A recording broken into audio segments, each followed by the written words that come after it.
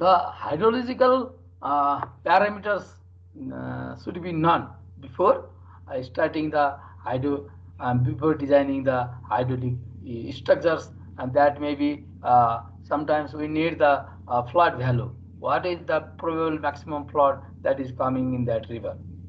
What will be the maximum discharge that is required for the project? What is the velocity of flow? What will be the depth of the flow?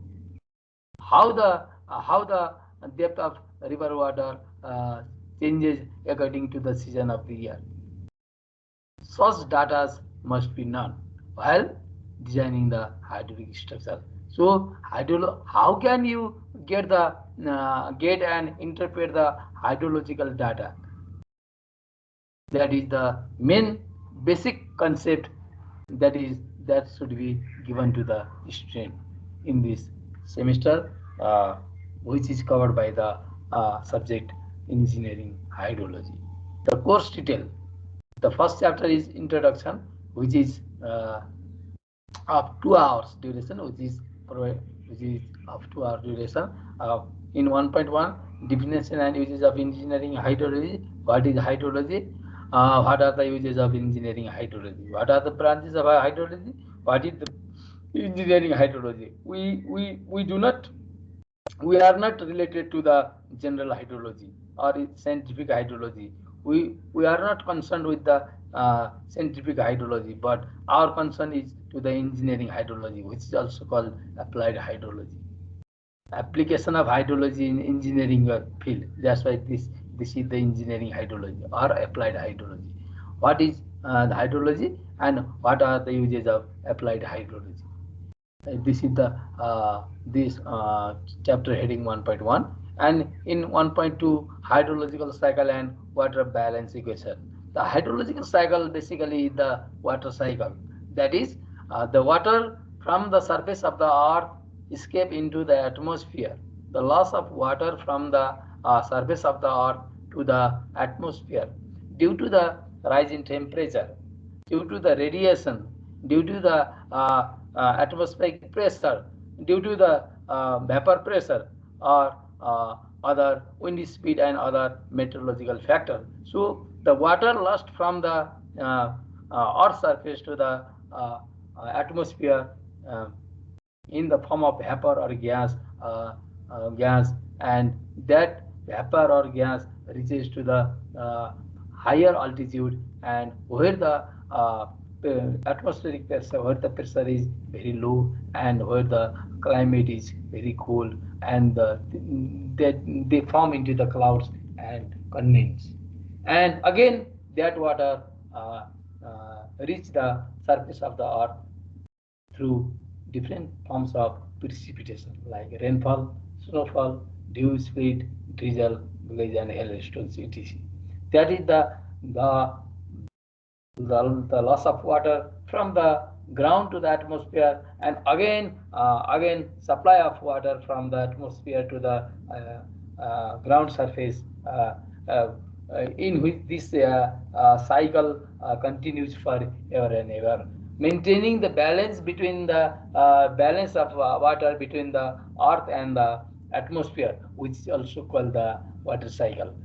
We study here in chapter 1.2, water cycle and water balance equation. What is the water balance equation? The equation of water, which is entering the system of the water body. The equation of the water which entering the system of the water body, and the water which is escaping out from the system of that water body.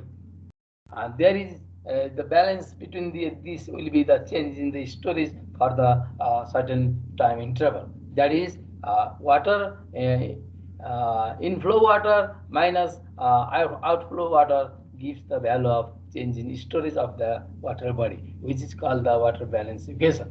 This equation is dealt in chapter 1.2.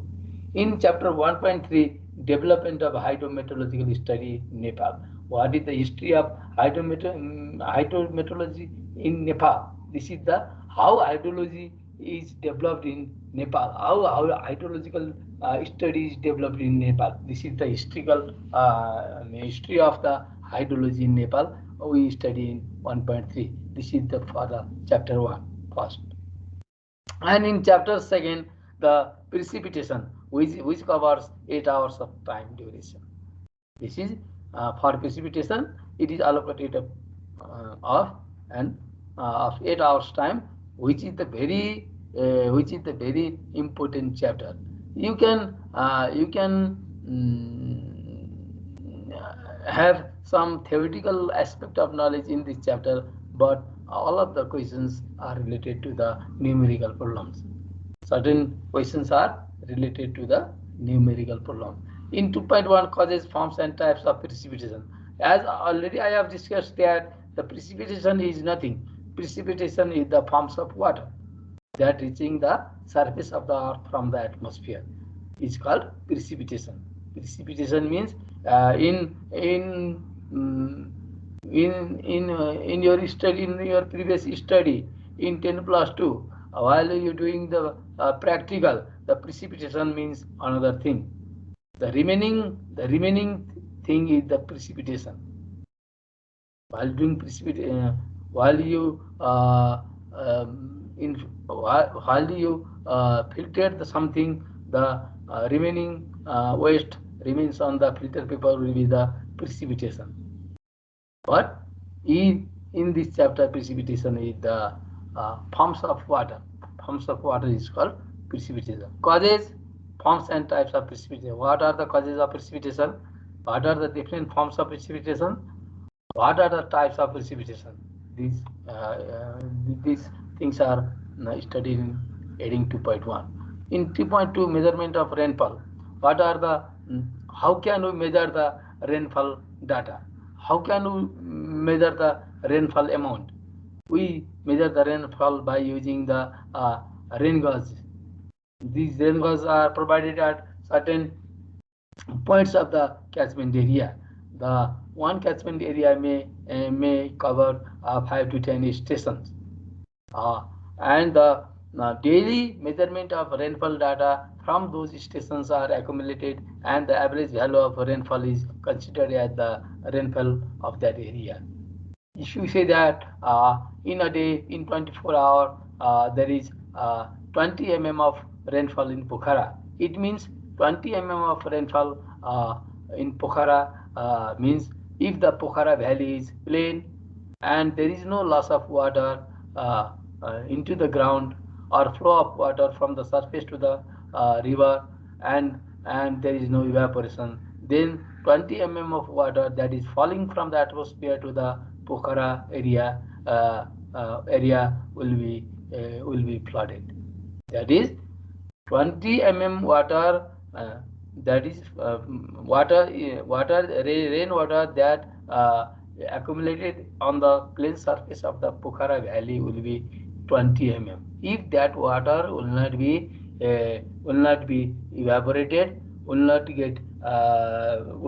not enter into the ground, will not flow from the surface of the water. If it is collected on the top surface of the water, then 20 mm depth of water will be flooded by a Pokhara area. This is the main. This is the principle of measurement of rainfall. That means 20 mm water will be flooded by and that rainfall. 20 mm depth of area is flooded by that much rainfall. This is the measurement of rainfall using the rain gauge stations. And in 2.3, snowfall and measurement. Snowfall is the main source of rainfall, source of water for the mountainous region. In the hilly and Tarai region, generally the main source of precipitation will be the rainfall. But in the case of mountainous region, the rainwater, the water does not fall in the forms of droplet. They fall in the forms of ice of hexagonal shape. which is called snow. Snow is the precipitation in the polar and mountainous region from the atmosphere to the land. This is the snowfall, and it can be measured by snow gauges. Snowfall is measured by snow gauges or snow packs. Snow rods, staffs can be used for measuring the snowfall, which is studied in heading 2.3. In 2.4, estimation of missing rainfall data. If the catchment area consists of 5 to 10 stations to take the rainfall data records relevantly, we must have 5, 6, 10 stations. But estimation of missing rainfall data means the catchment areas stations rainwaves may be sometimes missing for taking readings. Sometimes the instrument may be out of order, so that rainfall data cannot be taken through that instrument due to the damage of the instrument. So while missing taking rainfall data from such a station, then what was the rainfall amount during that period from that station when its data was not recorded, when its data was not recorded, missing data. That missing data can be estimated with the help of neighboring stations recorded data. With the help of neighboring stations recording data, that is called the estimation of missing rainfall data, which can be done by using the statistical formula. This can be done by using the statistical formula. This is the in chapter 2, 2.4, how we estimate the missing rainfall data for such station is studied in heading 2.4. In 2.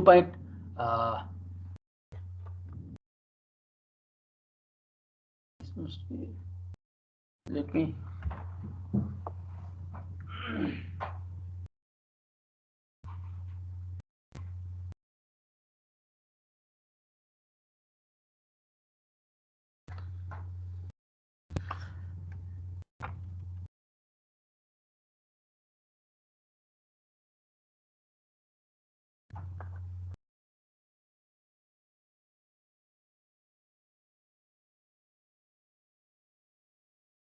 in 2.5, test of inconsistency of rainfall data, double mask score technique, and this is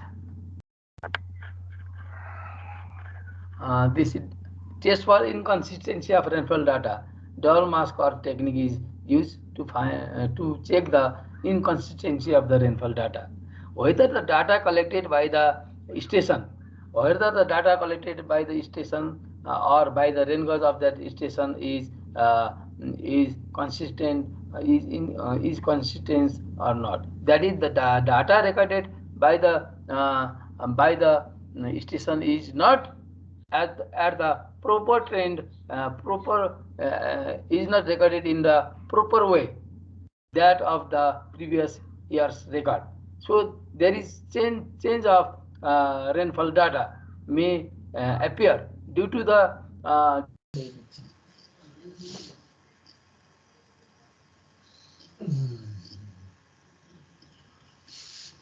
night wala chali night.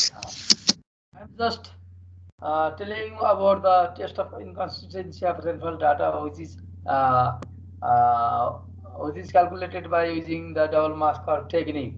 And if the data are found as inconsistency, they can be corrected through the help of double mask score, which is built in chapter 2 and heading at under 2.5.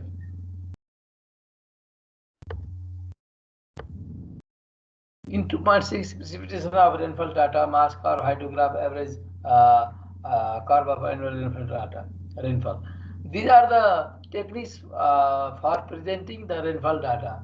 That one can present the rainfall data to show others how the rainfall pattern is being changed.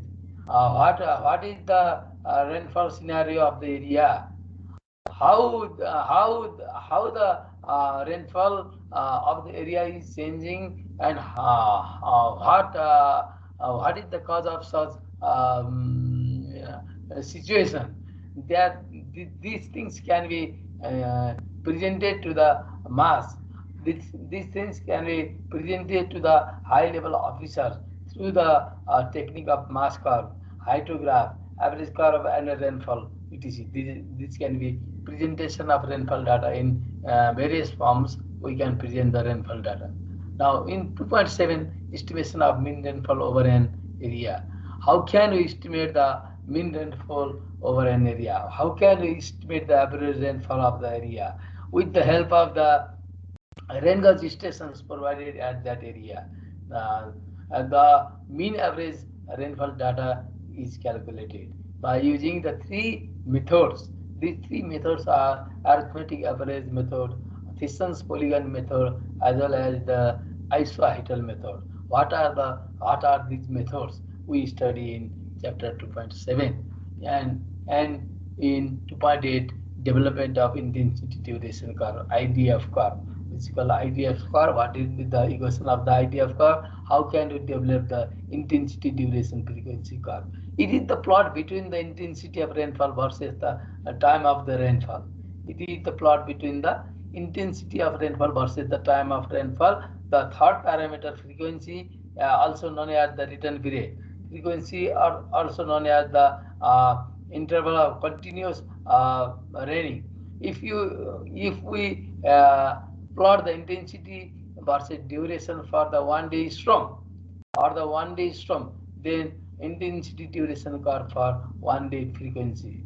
The frequency is 1 day. If we plot the intensity of rainfall versus duration for 3 days, continuous 3 days rainfall, then the frequency will be 3.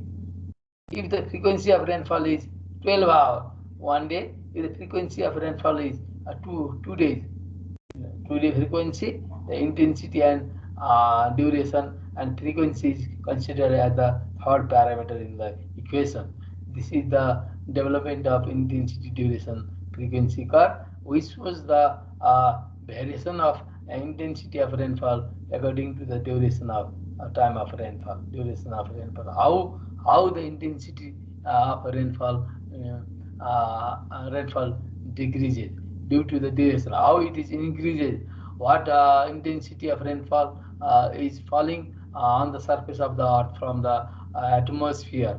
In what time the intensity is high, in which time the intensity is low. This for this relation, the intensity duration curve is used, and this curve is plotted according to the data of the rainfall.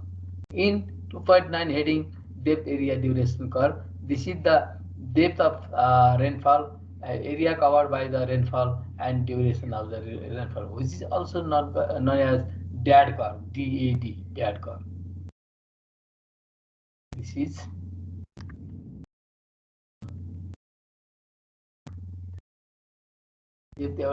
average depth curve, which is also known as DAD curve.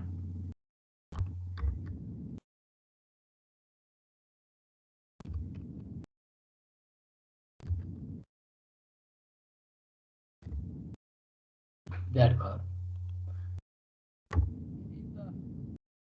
The relationship between the depth of precipitation over the area of the catchment. When the precipitated water covers the larger area, how the precipitated rainfall cover the area? What was the average depth of rainfall that can be collected in that area? The relation is shown by the DAD curve. This how can we plot the DAD curve? This is dealt in chapter 2 under the heading 2.9.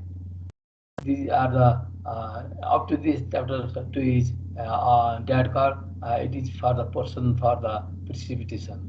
In chapter 3, there is the hydrological losses. There is the heading for the hydrological losses, which is allocated for the 8 hours time period. by the course. The hydrological losses are the loss of water from the surface of the earth, are the hydrological losses. The water that falls on the surface of the earth from the ground, from the atmosphere, is again lost to the atmosphere, again lost to the sea or ocean, again infiltrated into the ground, underground, and some portion of the water is trapped inside the soil molecule. The water which falls on the surface of the earth will not be constant on the earth. That may be changing, that may be losting from time to time. That may be sometimes the water will be high, sometimes the level of water decreases. That's why the hydrological factors affect the loss of water due to the evaporation, due to the transpiration, due to infiltration, as well as surface runoff. The water of the earth will not be constant. These are the hydrological losses we study on heading chapter 3. Initial losses. Initial losses, which is also called as interception as well as depression storage. Interception losses are the when precipitation occurs, the precipitated water weights the body of the plant, weights the body of the object on the earth. First of all, the body of the object as well as body of the plant soak the water of the precipitated water. That water is not reached to the surface of the earth. That water is ultimately evaporated from the body. That water is evaporated from the surface of the object. Again, this is called interception loss. After fulfilling the interception loss, then only the precipitated water flows from the body of the plant to the ground surface, or body of the object to the ground surface, and it again the voids of the soil must be filled up by such water before it taking its way towards the stream and rivers. So while after replacing the water required for the interception, the this remaining water is soaked by topsoil, and the water is stored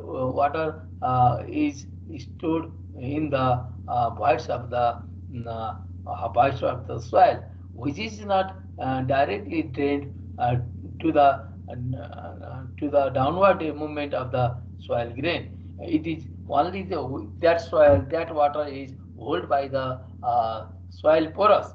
That water is not easily cannot be easily escaped out from the soil grain. That is that water is the groundwater. After the saturation of the soil grain, then the water seep into the underlying soil, and that water ultimately reach to the underground water table or underground reservoir. Some water from the reservoir flows horizontal direction and escape out to the surface flow and mix to the river or stream water.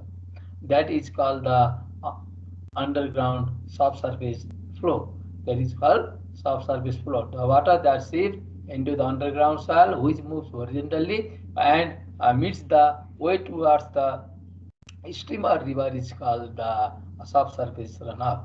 After wetting the soil of the surface, then the water starts flowing from the surface towards the depressions or or undulated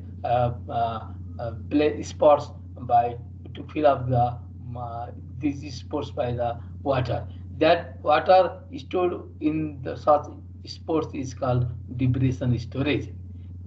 The water from the depression storage evaporates again to the atmosphere. In one hand, in other hand, the storage water of the depressions also infiltrates into the ground. Into the ground. It does not flow toward the river or stream. Such water is called depression storage.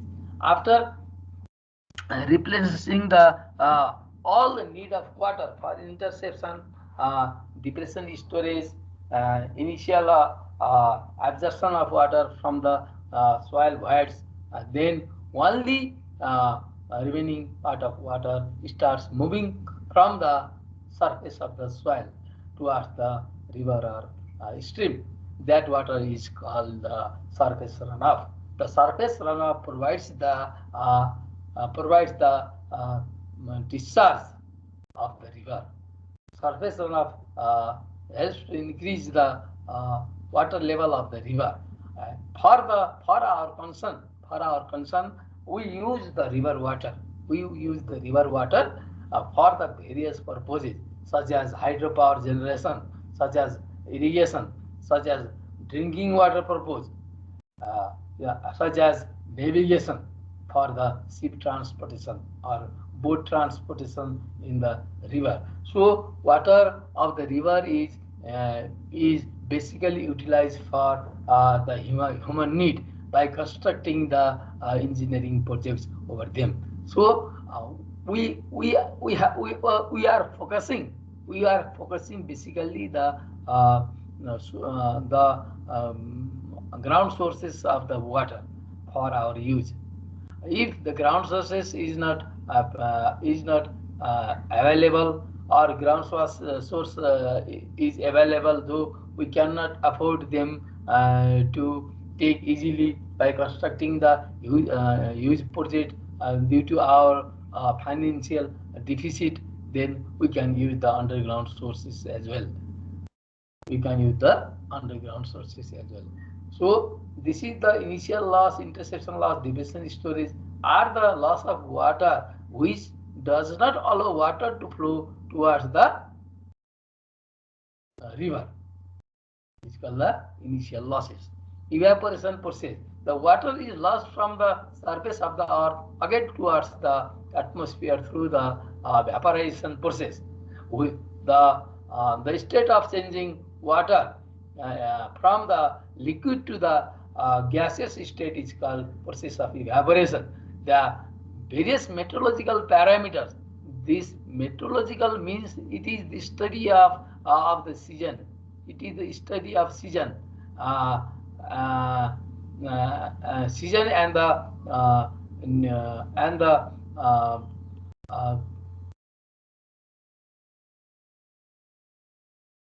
season and the climate.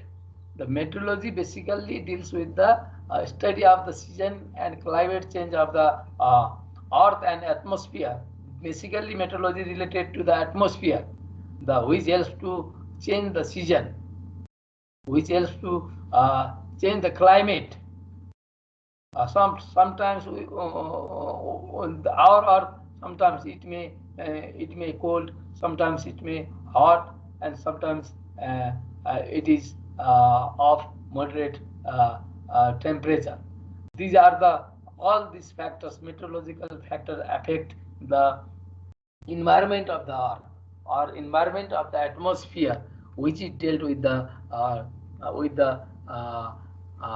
subject meteorology. So meteorological parameters such as radiation, temperature, vapor pressure, humidity, and wind. These are the natural phenomena of the hydrology. Natural phenomena of the hydrology related to the atmosphere, which helps to change the climate and season of the atmosphere, are called the meteorological parameters. These parameters, radiation, temperature, vapor pressure, humidity, and wind speed, can affect the evaporation process. We study in chapter 3.2.1.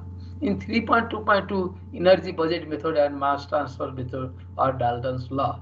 These approaches are used to measure the evaporation loss from the water body, evaporation loss from the ground.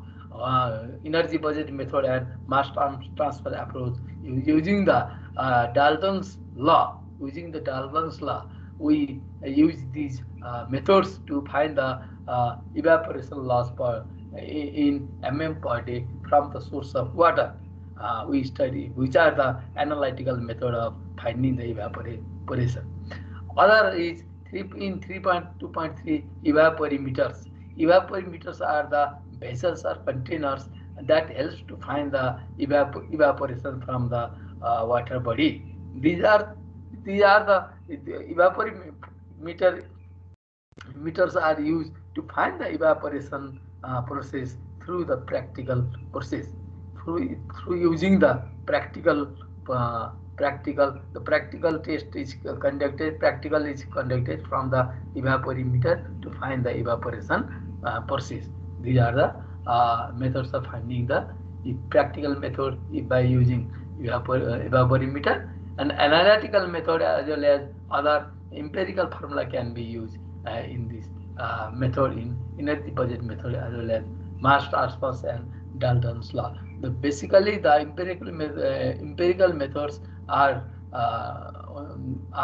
invented by the researchers, invented by the scientists, invented by the hydrologists, which are following the theory of Dalton, which they are following to calculate the evaporation loss from the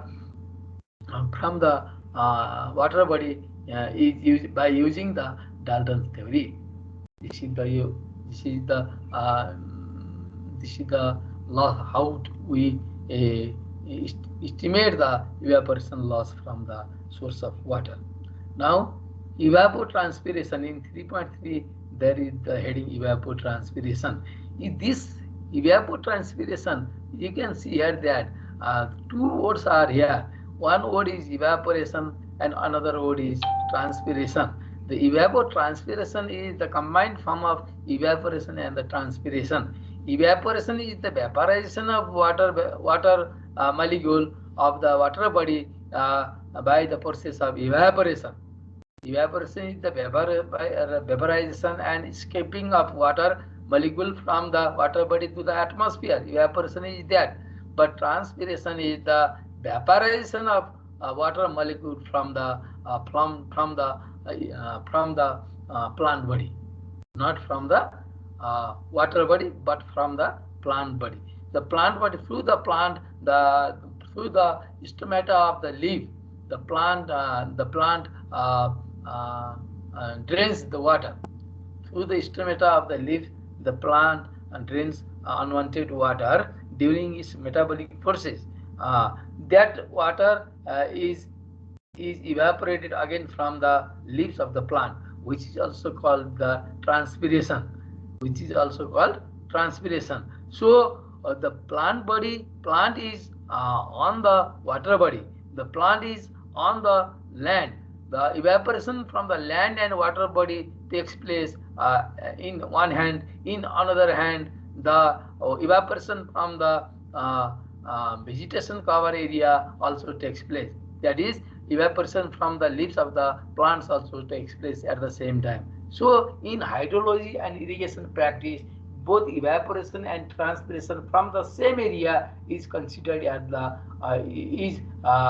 denoted by a single word as evapotranspiration. We measure evapotranspiration, we measure evaporation.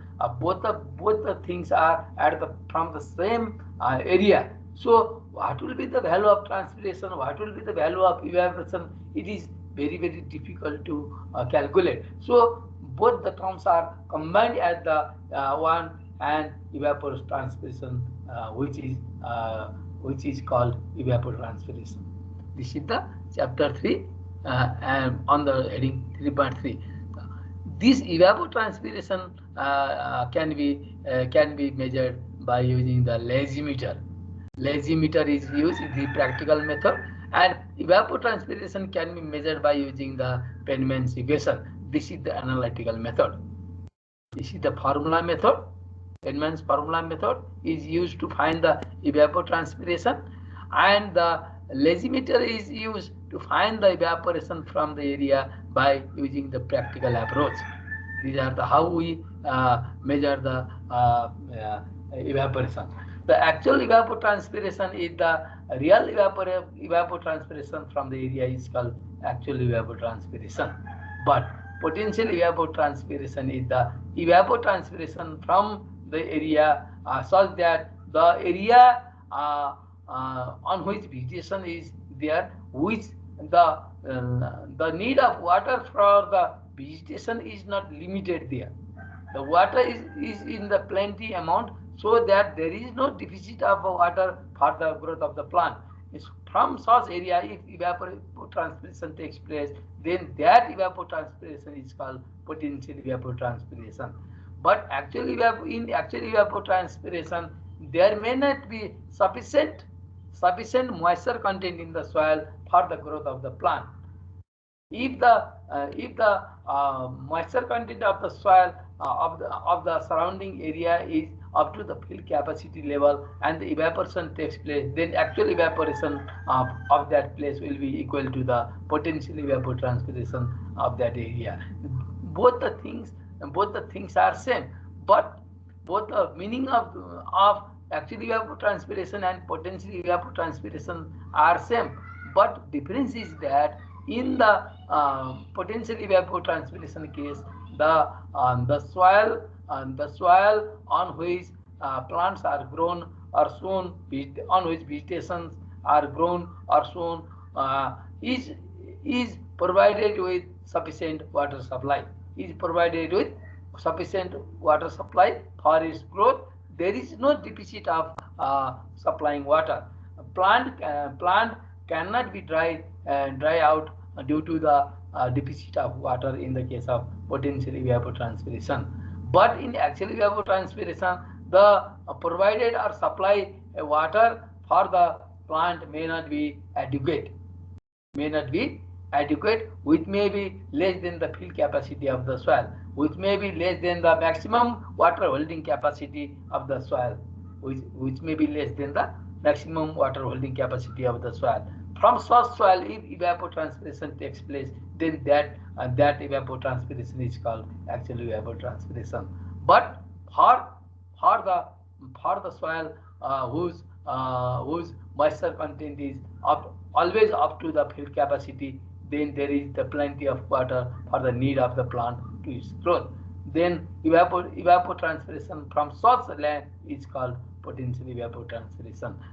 These both things are same meaning. Actually, evapotranspiration equals to potential evapotranspiration when the field capacity of the soil moisture is when the moisture content of the soil is equal to the field capacity. That is, the maximum water holding capacity of the soil is provided with water.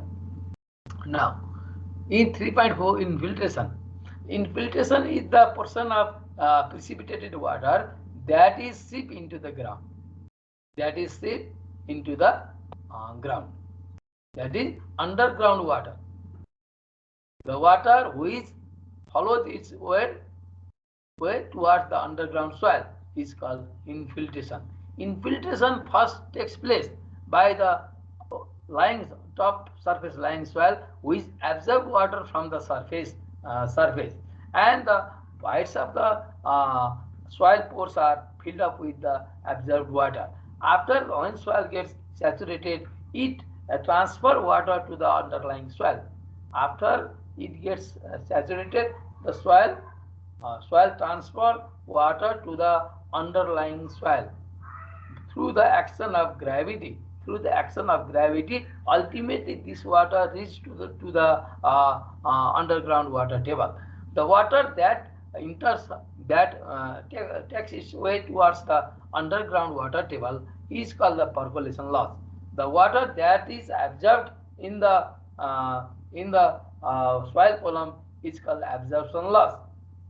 You can remember, you can notice here that the water that takes its way towards the underground water table is called percolation loss. That percolated water cannot be utilized by the root of the crop. The water which is retained on the soil pore is only utilized by the root through the action of capillary rise. Through the action of capillary rise. That is, capillary moisture is only utilized by the root for the growth of the plant. That's why the water which is flowing towards the underground water table from the surface of the flow to vertically downwards to the underground water supply, underground water table, then it is called the percolation loss.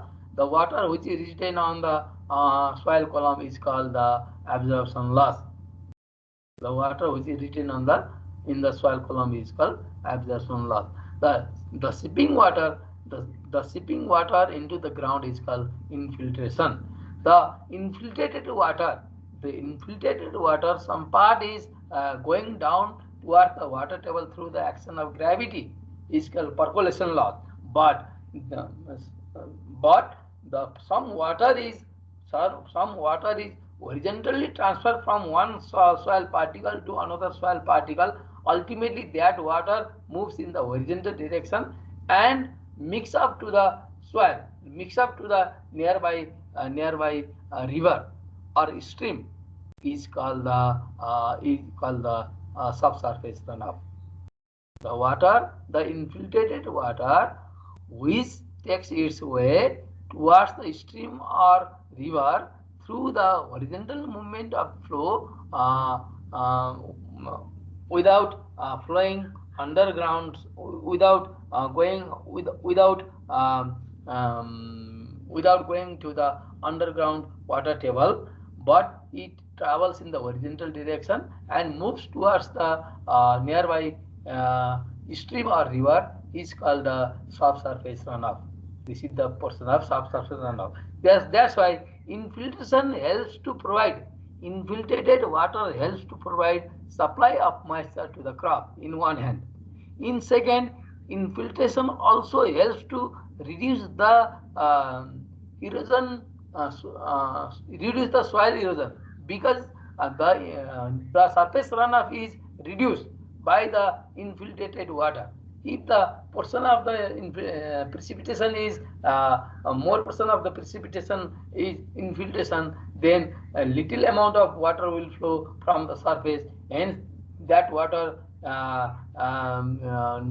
not have the high velocity of flow. So little water do not have the high velocity of flow. So the topsoil may not be washed by the low flowing velocity water. Hence, erosion of soil is reduced. In other hand, similarly, infiltrated water helps to recharge the underground water sources like wells and aquifers. The wells and aquifers are the underground water sources that can be lifted up for the utilization of the human welfare. But continuous lifting of water from such underground sources may decrease the water level in the underground sources. Hence, the infiltrated water which takes its way towards the underground water sources ultimately helps to rise the water level of the underground source, which helps to recharge the underground source. For the recharge of underground source, infiltrated water is essential. So infiltration helps to increase underground water resource. One, it helps to provide water to the crop. Second, through the root. And third, it reduces the soil erosion. 3. And fourth, it helps to minimize the surface runoff so that surface water, flowing water in the stream will be low. Hence, chance of flooding from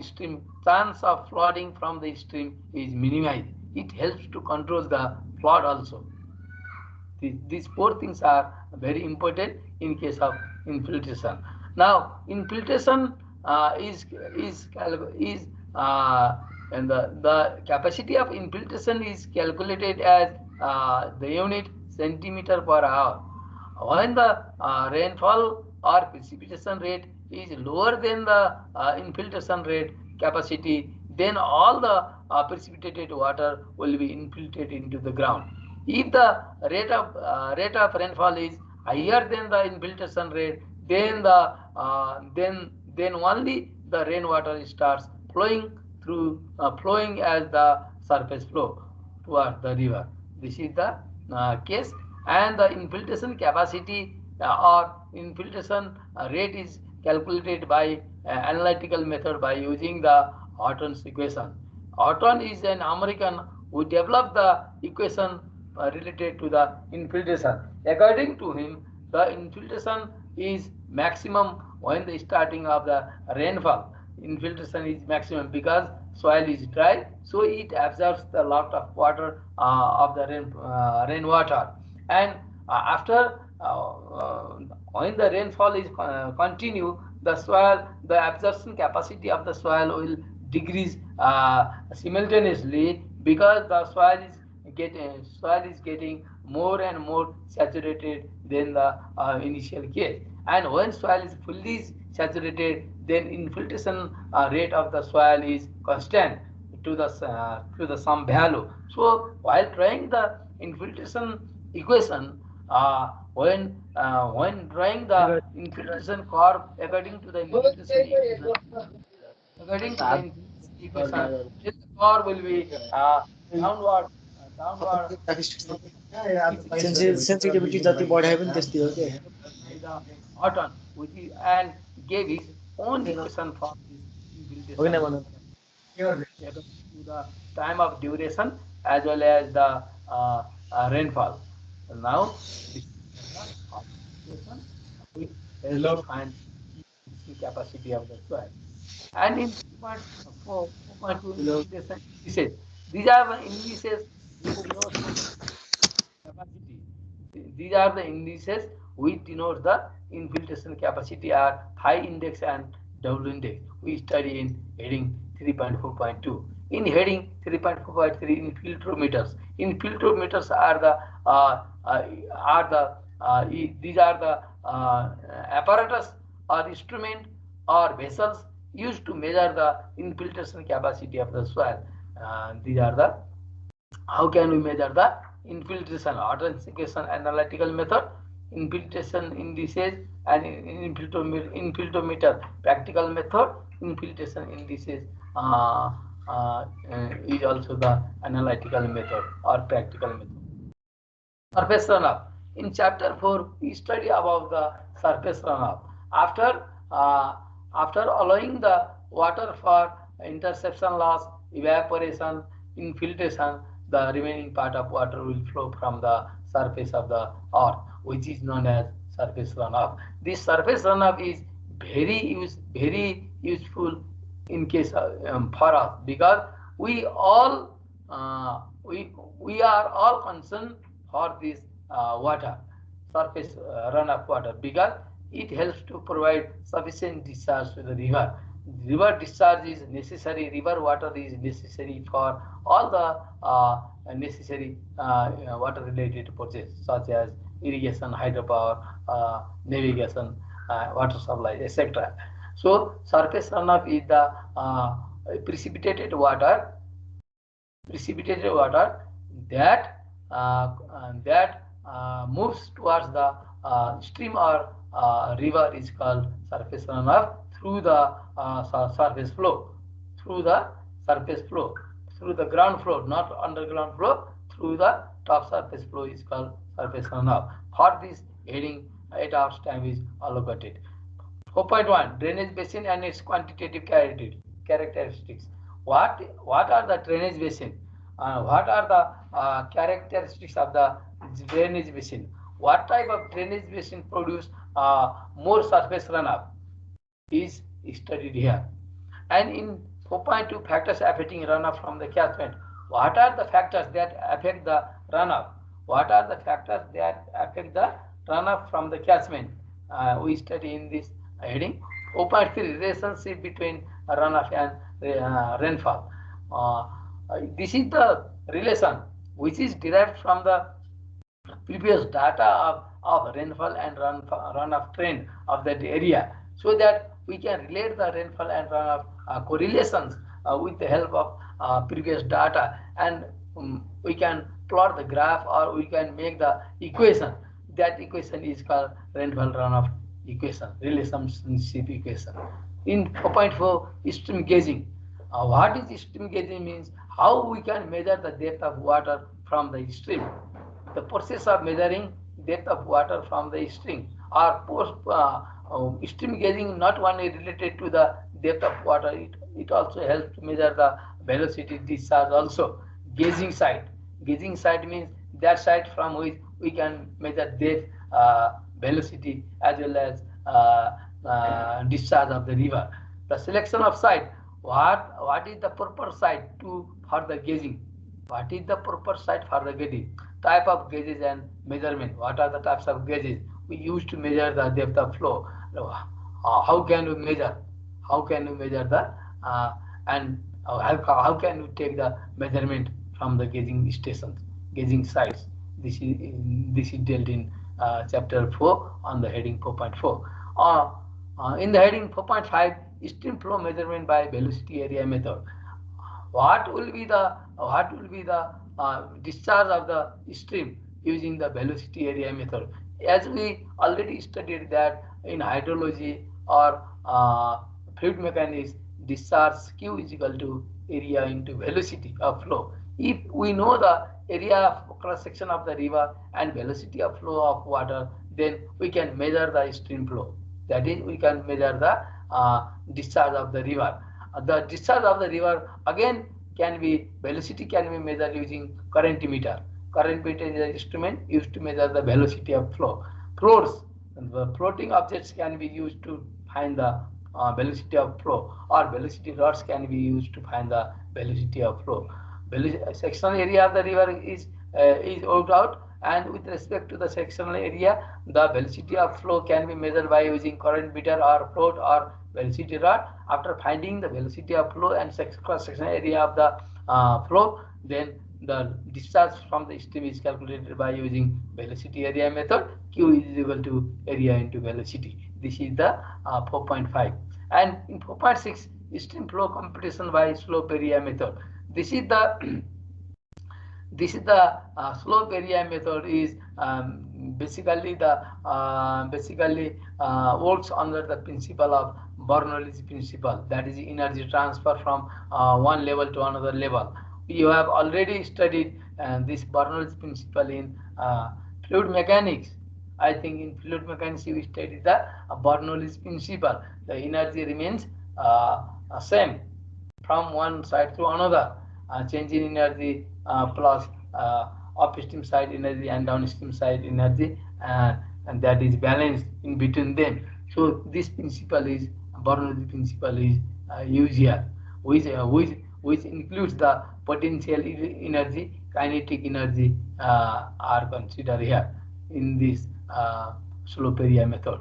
For development of rating curves and its usage, this is the rating curve is the relationship between the discharge of flow and time of flow. This is the related to the rating curve is related to the discharge versus time of time. That is, the plot of between the discharge of flow and time duration of flow is called rating curve. If you plot the discharge and time, then you can get the curve.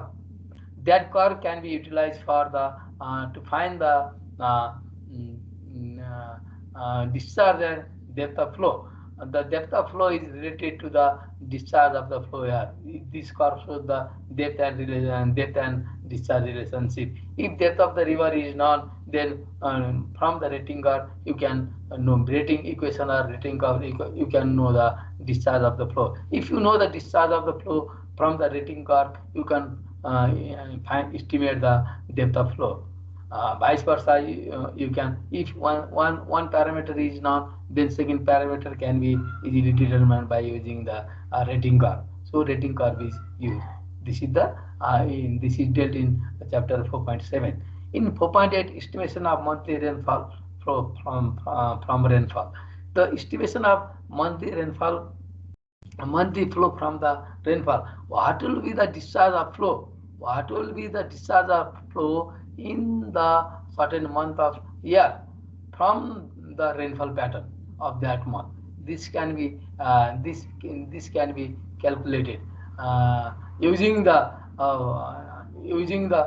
formula developed by the uh, hydrometeorological department. This formula can be used. In chapter 5, we study about the hydrograph analysis. Hydrograph analysis is the component of hydrograph is the graphical representation of discharge versus time, and which is due to the which is developed with the help of the how much excess rainfall is provided to take its way as the surface runoff towards the stream. After knowing the time of rainfall and infiltration portion of the water, the runoff depth can be determined. With the help of such runoff depth, we can develop the hydrograph. We can develop the hydrograph of unit hydrograph. Unit hydrograph means 1 centimeter excess rainfall produce the discharge of the river. That if the rainfall produce if the rainfall occurs to produce the 1 centimeter of excess rainfall, produce 1 centimeter of excess rainfall means if the rainfall produce 1 centimeter of runoff from the precipitation, then this resulting runoff creating the river flow nearby river flow discharge, and the time duration is plotted between the discharge and the time duration of flow. Then the curve is obtained. That curve is called unit hydrograph. Unit hydrograph means there is the excess rainfall of depth of 1 centimeter is used or 1 inch are used, not the rainfall excess of other depth is considered for the construction of the unit hydrograph, for finding the unit hydrograph value. What are the uses of unit hydrograph? What are its limitations are dealt in 5.3. In 5.2, separation of base flow. Base flow is the delay flow. This flow is the delay flow, which is from the subsurface flow of water from the underlying soil to the nearby river. That flow is base flow. In hydrograph analysis, the discharge of the river contains the delay flow, base flow, as well as the runoff flow. So the discharge of the river, measuring discharge of the river, there is the contribution of delay flow or subsurface runoff flow also. So we have to separate such subsurface or delay flow, which this is called separation of base flow. We can separate base flow by 3 methods. Now 5.4, derivation of unit hydrograph from isolated and complex system. How can we develop the unit hydrograph from the isolated means single storm or complex means storm of varying intensity or varying depth is called a complex storm. If there is isolated storm, we can prepare the unit hydrograph with respect to the isolated storm to produce the excess rainfall. Similarly, with the help of complex storm, we can develop the unit hydrograph also from here. This is dealt in 5.4. In 5.5, derivation of unit hydrograph of different duration. If you know the unit hydrograph, if we know the flood hydrograph, from the flood hydrograph we can derive the unit hydrograph of different duration. There may be 1 hour unit hydrograph, 2 hour unit hydrograph, 4 hour unit hydrograph, 6 hour unit hydrograph, 1 day unit hydrograph, etc. 24-hour unit hydrograph. We can develop any hour unit hydrograph, which is helpful for determining the discharge of the flow for the required time period. So this is the derivation of unit hydrograph of different durations. in chapter 5. In chapter 6, we study about the flood hydrology, which is considered as 7 hours, which has the time framework of 7 hours. 6.1 design flood and its frequency. What is the design flood? Design flood is the flood which is considered for the designing of the hydraulic structures are called design flood, and its frequency, the design flood that may be greater than or exceeded this flood is its frequency. What is the chance of exceeding the flood? Exceeding this maximum flood. Design flood is the maximum flood which is required for the designing of the hydraulic structure is the design flood. What is the chance of probability of chance of coming the flood greater equals to or greater than this design flood is the frequency of design flood and its frequency. And 6.2 statistical method of flood prediction. How can we predict the flood of the river? How can we predict the flood from the past history of the river data?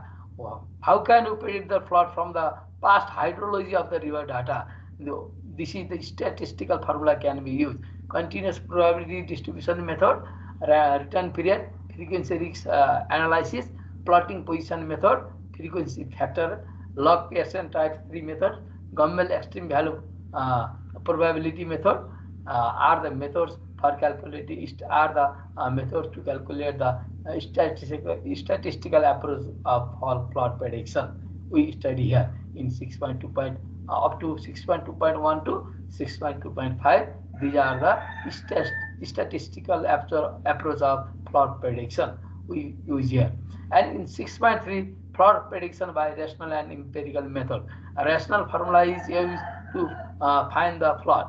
If we know the catchment characteristics or we know the intensity of rainfall from the catchment, then discharge through such catchment, flood discharge through such catchment can be calculated by using the rational flood, a rational formula Q is equal to CIA upon 360. This formula can be used. This is the rational formula which is used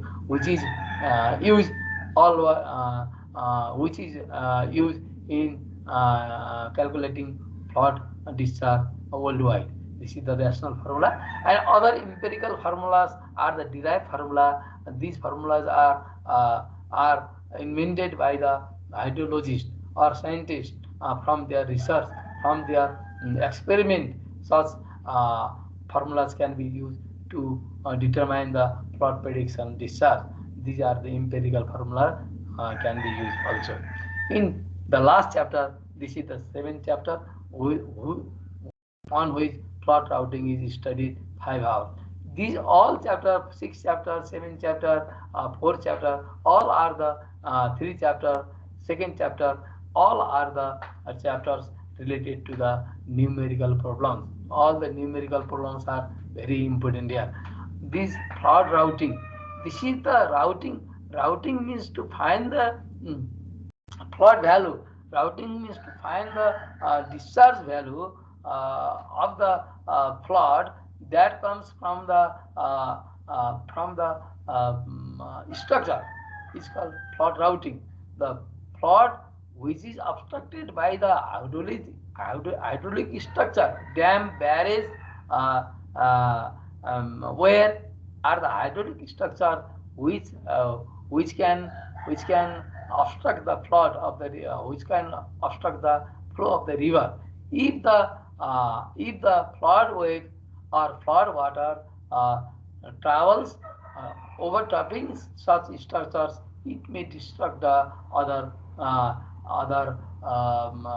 downstream side residential area as well as cropping land. So to know when the high flood that passing from such hydraulic structure leads the value of outflow hydrograph curves maximum discharge value, and when the maximum discharge value will appear from the from the outflow hydrograph by using the flood routing techniques. Then we calculate the maximum expected maximum outflow from such structures, and time of outflow is calculated by using the flood routing techniques. This is dealt in chapter 7, which is considered for 5 hours. Linear reservoir routing, time area method, color coordinate hydrograph methods are the methods of flood routing here in this chapter. These are all our methods. Although there are some variations, or there are small topics we can see here that, but into these subheadings there may be other subheadings too. These may flood hydrology, which should be finished in 7 hours according to our course of study, but it is very difficult to complete flood hydrology in 7 hours. It may take more than 15 hours. We have to do many more numerical problems, many more types of numerical problems to solve this flood prediction. So although in the course of study it is given only 7 hours, it may take more than 7 hours out of 15 hours. Flood routing may take more than 5 hours. Similarly, surface runoff takes more than 12 hours. Hydrograph analysis takes more than 10 hours. Hydrological losses may take 8 hours. It may be okay, but in chapter 2, which is precipitation, it can be finished in 8 to 10 hours. Intersection chapter can be finished in 2 periods. It is okay. But first chapter there is no much numerical problem. One numerical problem is here related to the water balance equations. 3-4 problems can be done here. Rest of the topics are related to the numerical problems, and theory is asked from the chapter 1, and other theories from the chapter 2, chapter 3, chapter 4 can be asked in the small weightage value of number. So numerical problem is very important here. I have finished the course detailing, and I think from next period I will go through the go through your course details to teach you. Hello. हजुर sir. तपाईँहरूले अब बुझ्नु भएको छैन, बुझ्न गाह्रो भएको छ भने म थोरै इङ्ग्लिस थोरै नेपालीमा नि पछि पढाउँला। यो अहिले मेरो कोर्स अफ स्टडी भएको हुनाले मैले यसमा के पढ्नुपर्छ भन्ने कुरा चाहिँ सरसर्ती अलिअलि बताइदिएको छु। यो बताइदिएपछि हामीले यो पढ्नुपर्ने चाहिँ यो रहेछ भन्ने कुरा चाहिँ अलिअलि मात्रै चाहिँ हेर्नलाई मात्रै हो। पहिलोको दिनको क्लास भएको हुनाले अब अर्को दिनको क्लासबाट हामी अब यो च्याप्टर वाइज चाहिँ डिटेलमा हामी यसको पढ्छौँ। जहाँसम्म लाग्छ यो च्याप्टर फर्स्ट एक दिनमै सकिन्छ है। अब च्याप्टर सेकेन्ड थर्ड फोर्थ हुँदै जाने बेला अब यिनीहरूलाई समय यहाँ 8 आवर लेखेको ठाउँ 8 आवरमा सकिँदैन, किनभने यसको ट्युटोरियलको पार्ट धेरै छ, थ्योरी पढाउनै धेरै समय लाग्छ। त्यसपछि ट्युटोरियलमा जानु पर्यो। ट्युटोरियल पनि प्रत्येक हेडिङमा ट्युटोरियल छ यसको है। प्रत्येक हेडिङमा ट्युटोरियल भएको हुनाले जम्मै टाइपको ट्युटोरियलहरू हामीले गर्नुपर्ने हुन्छ। अब प्रत्यक्ष गराउँदाखेरि ट्युटोरियल अलि हुन्छ, यसमा ट्युटोरियल बुझाउन पनि अलि यो भर्चुअलबाट बुझाउन पनि अलि गाह्रो हुन्छ होला, तर पनि मैले बुझाउने कोसिस गर्नेछु। राम्रै नै पढाउँला, ठिकै छ। अलिकति चाहिँ क्लास चाहिँ बङ्क गर्ने काम चाहिँ नगर्नु होला। अब मैले चाहिँ गर्नुपर्ने अवस्था भयो, मलाई कुनै इमर्जेन्सी पऱ्यो भने मैले खबर गरि नै हाल्छु हैन। इमर्जेन्सी परेर कदाचित मैले क्लास लिन पाइनँ भने पनि त्यस्तो मिल्ने समयमा लिएर पनि मैले कोर्स सकाउने कोसिस गर्नेछु। तर मैले क्लास लिएको बेला सकभर तपाईँहरू बङ्क नगर्नुहोस्, किनभने एकजनाले बङ्क गरे पनि अरूले पढ्यो भने पनि कमसेकम कोर्स गर्नुपर्छ। अनि त्यो जसले बङ्क गरेको छ, बङ्क गरेर पनि कन्डिसन आएको छ, उसले पछि साथीहरूसँग सोधेर पनि अलिअलि गर्न सक्छ होइन। टिचरले बङ्क गर्ने पर्ने कन्डिसन आयो भने चाहिँ नि, कुनै लिभमा बस्नुपर्ने कन्डिसन आयो भने अलि अप्ठ्यारो हुन्छ फेरि। त्यो हुनाले सकभर चाहिँ नि म लिभमा नबस्नुभन्दा अगाडि नै सकभर अलिक छिटो गरेर मैले थ्योरिटिकल पार्ट चाहिँ दौडाउँछु। र यसलाई चाहिँ न्युमेरिकललाई मैले बढी के गर्छु भन्दाखेरि फोकस गरेर चाहिँ नि तपाईँहरूलाई चाहिँ अलिकति पोख्त बनाउने चाहिँ कोसिस गर्नेछु। त्यही भएको हुनाले अब कुन दिन न्युमेरिकल हुन्छ, कुन दिन थ्योरिटिकल पार्ट हुन्छ भन्ने थाहा हुँदैन। अब मैले चाहिँ केही पार्ट चाहिँ न्युमेरिकल थ्योरी पढाएर फेरि न्युमेरिकलतिर जान पनि सक्छु होइन, पुरै थ्योरी पढाएर न्युमेरिकल जान पनि सक्छु। अब कुन दिन के हुन्छ थाहा छैन, मुडको कुरा हो। यो दिन यस्तो गरौँला भन्ने मुड हुन्छ, त्यो दिनमा ढ्याउ गर्दै गइन्छ है। त्यो हिसाबले कतिपय चिजहरू चाहिँ नि यहाँ भएको चिजहरू चाहिँ बुझाउनको लागि न्युमेरिकलबाट बुझाउन सजिलो हुने हुनाले न्युमेरिकलबाट पनि बुझाउन सकिन्छ है। त्यही हुनाले क्लासलाई चाहिँ बङ्क नगर्नुहोस्, नगरौँ, रेगुलर बनाऊ।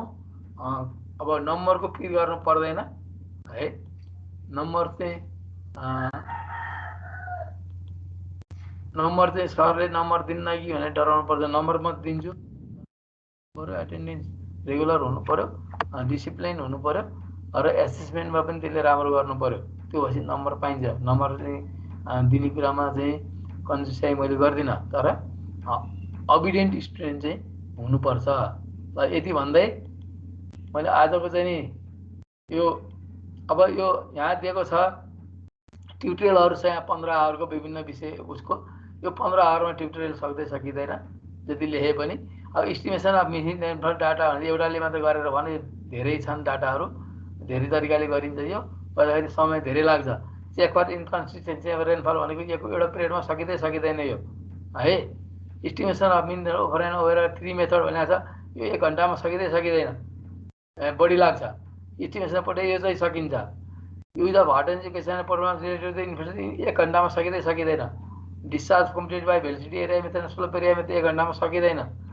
Dimension of stage at discharge curve preparation of rating curve 1 घन्टामा सकिन्न।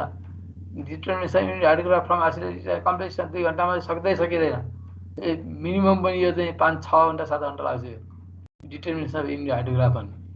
डेरिएसन unit hydrograph of different duration 1 घन्टामा सकिँदैन। डिएनएच बेसिक क्यारेक्टर यो सकिन्छ। Estimation of design frequency and design flood 1 घन्टामा सकिँदैन। Estimation of flood position distribution यो सकिन्न। Estimation of flood by rational and empirical method यो सकिएला। Flow routing and Clark unit hydrograph 1 घन्टामा सकिँदैन, 3 घन्टा 4 घन्टा लाग्छ यो है। भनेपछि यस्तो चाहिँ यहाँ पनि के छ त भन्दाखेरि हाम्रो न्युमेरिकल पनि 15 घन्टाको देखाएको छ, 15 घन्टामा न्युमेरिकल जम्मै सकिँदैन। त्यो हुनाले अब बढी पिरियड लिएर बढी समय लिएर पढाउनु पर्ने हुन्छ। जस्तो 11 बजेको क्लास 11:35बाट क्लास सुरु भयो भने 1:05सम्म जान्छ क्लास होइन। 1:05सम्म क्लास गयो भने अलिकति क्लास चाहिँ तन्काएर चाहिँ नि अब 1:35सम्म त 1:05 देखि 1:35सम्म ब्रेक हो। त्यो ब्रेकलाई चाहिँ खाइदिन सकिन्छ। त्यसरी खाइयो भने क्लास कोर्स सकिन सक्छ। नत्र अब 11:35मा क्लास छ भने अलिकति तन्किन्छ, नत्र भने तन्किँदैन। 10 बजेको क्लासले तिमीहरूको क्लास तन्किन्न, किनभने 10 बजेबाट 11:35बाट अर्को ग्रुपमा पढाउन जानु पर्यो भने तिमीहरूलाई पढाउनु पाइँदैन। 11:35बाट त तिमीहरूको अर्को टिचरको पिरियड हुन्छ, फेरि त्यहाँ पाइँदैन। तर ब्रेक भएको बेलामा पाइन्छ। त्यस्तोमा पऱ्यो भने अलिकति तन्किन्छ कोर्स, होइन भने कोर्स जाँदैन। राम्ररी बुझाएर पढाउने हो भने समय बढी लाग्छ, यो समयमा भ्याइँदैन। त्यही हुनाले अलिकति चाहिँ नि के हुनु पर्यो त भन्दाखेरि आत्तिनु हुँदैन है। यो न्युमेरिकल सब्जेक्टहरूमा आत्तिनु हुँदैन। आत्तियो भने त्यसले बिगार्यो। जाँचमा पनि जानेको पहिला गर्ने हो। आफूलाई स्योर मैले जान्दछु भन्ने चाहिँ के गर्ने, पहिला गर्ने, सल्भ गरिहाल्ने। अनि अलिकति कन्फ्युज हुने चाहिँ जस्तो चाहिँ अलिक पछाडि गर्ने हो है। अब त्यो एकचोटि गर्दाखेरि बिग्रियो भने, कुनै पनि हिसाब एकचोटि गर्दाखेरि बिग्रियो भने त्यो हिसाब फेरि दोहोऱ्याउने होइन, अर्कोमा फर्किहाल्ने, अर्को गरेर थाल्ने। अनि केही समयपछि अलि आराम भएपछि अनि मलाई गर्दाखेरि मिल्छ है। एकचोटि गऱ्यो अनि बिग्रियो भने फेरि त्यही तरिकाले गर्न थाल्यो भने बिग्रेको भइदिन्छ, त्यही ठाउँमा गएर बिग्रिन्छ, थाहै पाइन्न। त्यही भएर एकछिन रेस्ट गरेर अनि अर्कोतिर गइसकेपछि बल्ल चाहिँ के हुन्छ त भन्दाखेरि त्यसलाई चाहिँ हामी सच्याउन सक्छौँ। ल आजलाई चाहिँ नि भयो, गुड बाई। सर रेकर्डिङ गरिदिनु है रेकर्डिङ। रेकर्डिङ अब अहिलेदेखि त के रेकर्डिङ गर्ने अघि नै गरिसक्यो होला सेभ गरिदिनु कि इन्ड गरिदिनु गरिदिन्छु